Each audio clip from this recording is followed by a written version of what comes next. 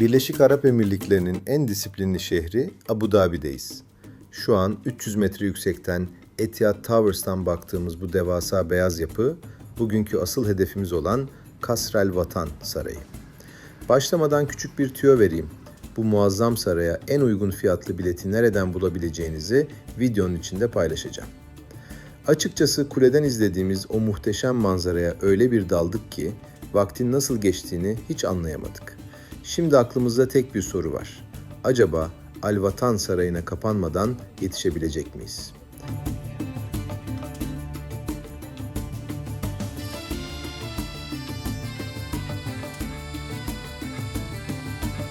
Herkese merhabalar. El Gran Explorer'a hoş geldiniz.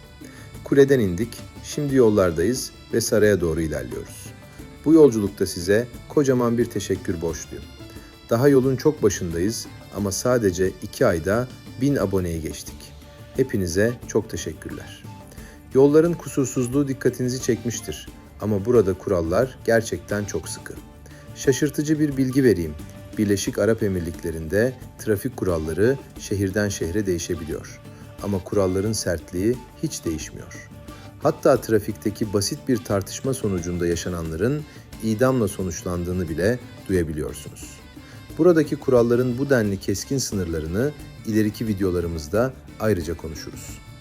Gelelim neden bu ziyareti akşam saatlerine bıraktığımıza. Bunun tek bir sebebi var. Palace in Motion. Bu görkemli ışık şovunu sadece güneş battıktan sonra izleyebiliyorsunuz.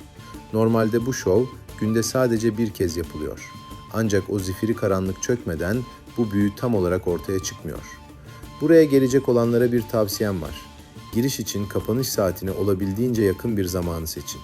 Çünkü çoğu kişi kapanıştan 2-3 saat önce gelip sarayı geziyor, gösteri saati geldiğinde ise yorgunluktan bekleyemeyip şovu izlemeden çıkıyor. Bizim yaptığımız gibi biraz koştur koştur oluyor ama sarayın içini gezip çok beklemeden ışık şovuna geçebilmek, zamanı efektif kullanmanın en iyi yolu. Tek dezavantajı sonlara doğru içerideki kafede pek bir şey kalmıyor. Hatta bir şeyler yemeyebilirsiniz. Aklınızda olsun.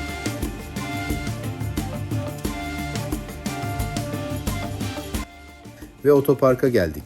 Burası epey yoğun görünüyor. Belli ki herkes bu tek seanslık şovu bekliyor. Ama bir yer buluruz herhalde.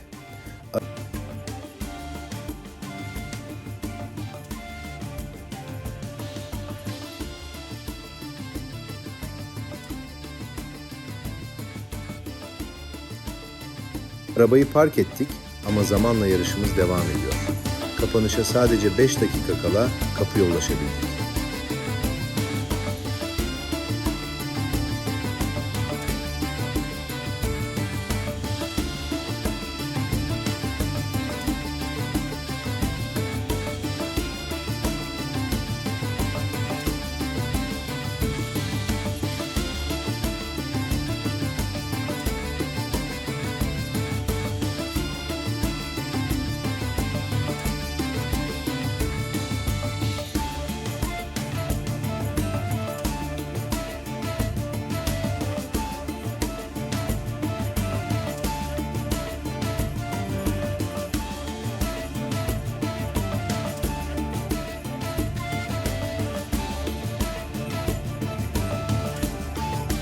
Bilet kontrolünden sonra kısa bir güvenlik kontrolünden geçiyorsunuz ve ardından saraya giden servis otobüslerine yönlendiriliyorsunuz. Bu yolculuk ziyaretin atmosferine yavaşça geçiş yapmanızı sağlıyor.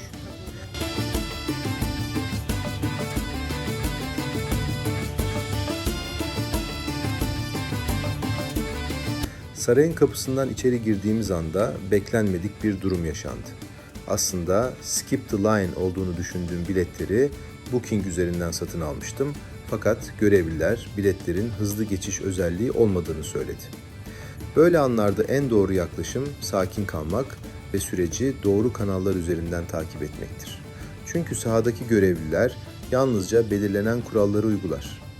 Eğer biletlerinizde gerçekten sıra beklemeden geçiş yazmıyorsa itiraz etmek sonuç vermez.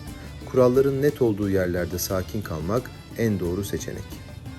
Peki böyle bir durumda ne yapmak lazım? Çünkü şimdi asıl soru şu. Ödediğim bu biletlerin ücretini geri alabilecek miyim? ve bu süreci adım adım sizinle paylaşacağım. Hatta ayrı bir videoda bu parayı nasıl geri almaya çalıştığımı ve sonunda ne olduğunu birlikte göreceğiz.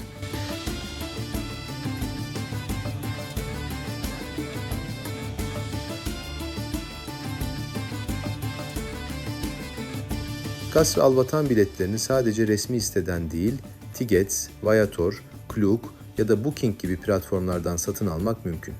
3 yaşına kadar çocuklar ücretsiz. 4 ile 17 yaş arası için %30-35 civarında indirim uygulanıyor. Standart yetişkin bileti çoğu platformda yaklaşık 15 euro civarında görünse de Booking üzerinden 11 euro 90 sent yetişkin bileti ya da 8,5 euro civarında indirimli çocuk bileti bulmak mümkün olabiliyor.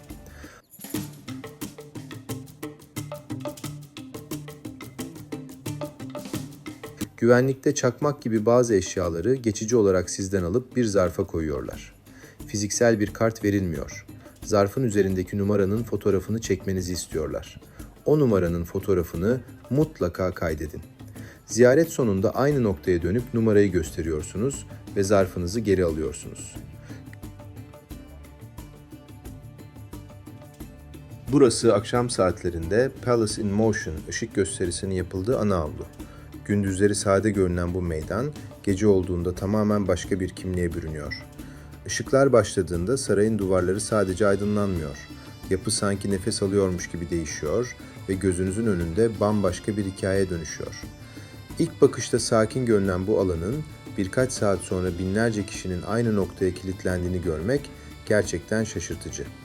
El Gran Explorer olarak bu gösteriyi en önden ve tam ortadan izledik. Ve açık söylemek gerekirse izledikten sonra meydanı gündüz haliyle hatırlamak zor. Dubai seyahatinize Abu Dhabi'yi de eklediyseniz Kasr Alvatan'ı gündüz görmek yetmez. Ziyaretinizi Palace in Motion saatlerine denk getirmek bambaşka bir deneyim sunuyor. Gösterinin tamamını en önden ve ortadan izlediğimiz haliyle videonun sonunda bıraktığım linkte bulabilirsiniz. Ama şimdi birkaç adım sonra açılan kapılarla birlikte sarayın asıl sürprizi başlıyor.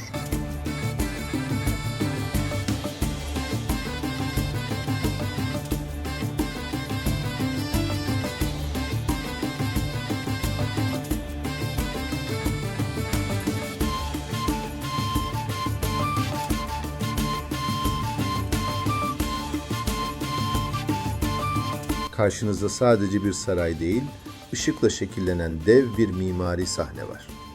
Yaklaşık 37 metre çapındaki bu kubbe sadece büyüklüğüyle değil, kusursuz simetrisiyle de insanı bir an durduruyor.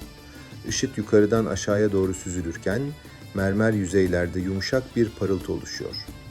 Salonun büyük kısmı beyaz mermer, ince geometrik desenler ve altın tonlu detaylarla süslenmiş.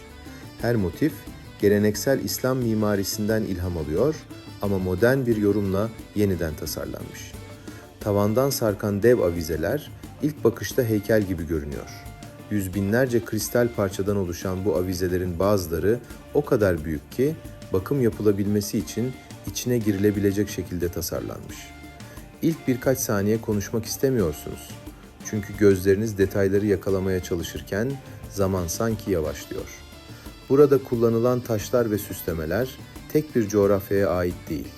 Dünyanın farklı yerlerinden getirilen malzemeler tek bir mimari dilde buluşturulmuş. Ve o anda fark ediyorsunuz. Burası sadece büyük bir salon değil. Mühendislik, sanat ve mimarinin aynı anda nefes aldığı dev bir sahne. İçerideki ihtişamdan çıkıp tekrar meydana adım attığımızda atmosfer tamamen değişmişti. Güneş batmış ama gece henüz tam olarak başlamamıştı. Birkaç saat önce sakin görünen meydan şimdi yavaş yavaş doluyor. Herkes aynı anı bekliyor. Biz de Palace in Motion için en önden ve tam ortadan yerimizi almaya hazırlanıyoruz. Çünkü birazdan saray sadece bir yapı olmaktan çıkacak ve bambaşka bir hikaye başlayacak. Eğer bu tarz detaylı rotalar ve gerçek deneyimler ilginizi çekiyorsa kanala abone olmayı ve videoyu beğenmeyi unutmayın. Bir sonraki rotada görüşmek üzere. Hoşça kalın.